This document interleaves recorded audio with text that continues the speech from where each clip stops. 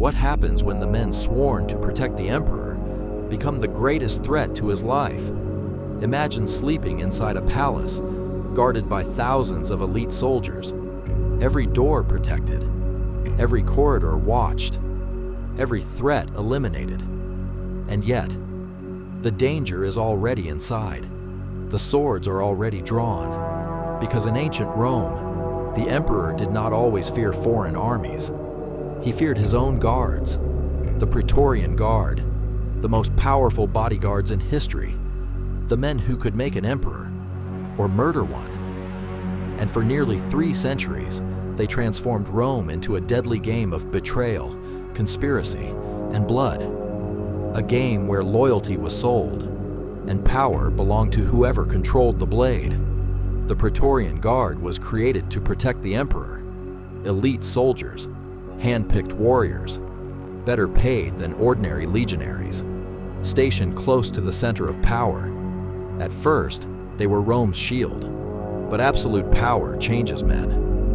And soon, the guards realized something terrifying. The emperor depended on them. Without their protection, he was vulnerable.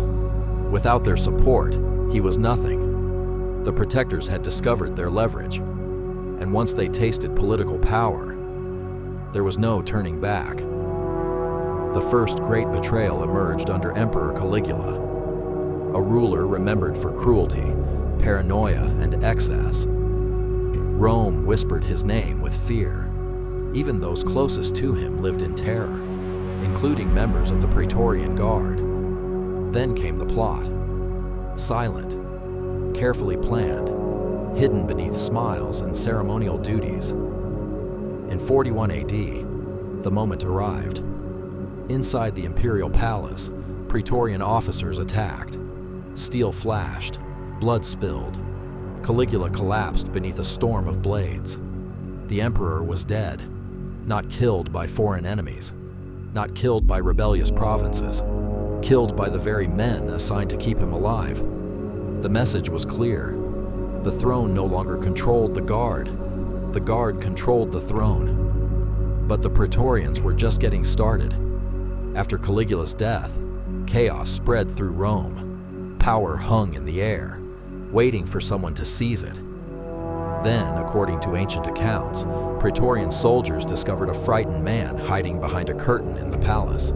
His name was Claudius, an unlikely candidate, a man many considered weak. Yet the guard saw opportunity. They proclaimed him emperor, not the Senate, not the people, the Praetorian Guard. A terrifying precedent had been established.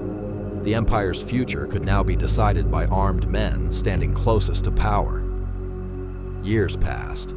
Emperors rose, emperors fell, and behind every political storm stood the shadow of the Praetorian Guard. Then came one of the darkest betrayals in Roman history, the assassination of Emperor Pertinax. It was the year 193 AD. Rome was unstable. The previous emperor had been murdered. Pertinax inherited a broken empire and attempted reforms. He tried to restore discipline. He tried to control spending. And most dangerously, he tried to control the Praetorian Guard. The guards hated it. Their privileges were threatened, their influence challenged, their greed restrained. The result was swift. Only 86 days after becoming emperor, Pertinax faced a mob of Praetorian soldiers. They stormed the palace, ignored his authority, ignored his pleas, and butchered him. The emperor of Rome lay dead, again, at the hands of his own protectors. But what happened next was even more shocking, something so outrageous that it sounded impossible. The Praetorian Guard decided to sell the Roman Empire. Literally, they auctioned it. The throne of the most powerful empire on earth became a prize for the highest bidder. 2 wealthy men competed, each offering enormous sums of money, not to the people, not to the Senate, to the guards. The soldiers stood watching as the bids climbed higher and higher, until one man won, Didius Julianus. He purchased an empire, like buying property, like purchasing livestock, like acquiring a piece of merchandise. Rome itself was for sale, and the Praetorian Guard was the seller. The corruption was breathtaking, the betrayal complete. Yet greed has consequences. Across the empire, powerful generals watched in disgust. One of them was Septimius Severus, an experienced commander with loyal legions behind him. When he marched toward Rome, the Praetorian Guard suddenly discovered a brutal truth. Political influence meant nothing against battle-hardened armies. The guards who had sold the empire could not defend it. Severus entered Rome. The Praetorian Guard surrendered, their power shattered, their ranks purged. Many were dismissed. Others disappeared into history. For a moment, it seemed their reign of manipulation had ended, but the legacy remained, a permanent scar on Roman history. The story of the Praetorian Guard is not really about soldiers. It is about power, about what happens when those entrusted with protection gain control over the people they serve. The guards began as defenders. They became kingmakers, then executioners, then merchants of political power. Their blades shaped the destiny of emperors. Their betrayals altered the course of history, and their actions reveal a timeless truth.